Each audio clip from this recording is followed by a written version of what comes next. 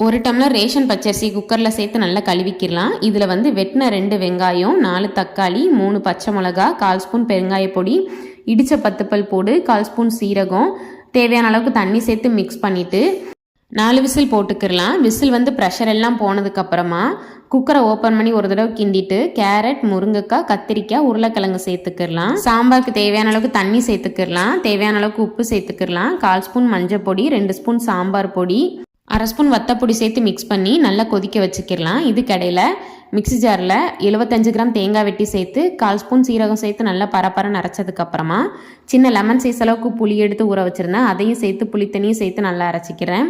குழம்பு கொதிச்சதுக்கப்புறமா அரைச்ச தேங்காய் புளி பேஸ்ட்டை சேர்த்து நல்லா மிக்ஸ் பண்ணிக்கிடலாம். இதோட பச்சை மணம் நல்லா போனதுக்கப்புறமா ஒரு கைப்பிடியில் மல்லிச்செடியை தூவி அடுப்பை ஆஃப் பண்ணி 2 நிமிஷம் கழித்து தாளிச்சு இறக்குனா நம்மளோட ரேஷன் கடை சாம்பார் வந்து ரொம்ப சூப்பராக மனமாக ரெடி. தேங்க்ஸ் ஃபார் வாட்சிங்.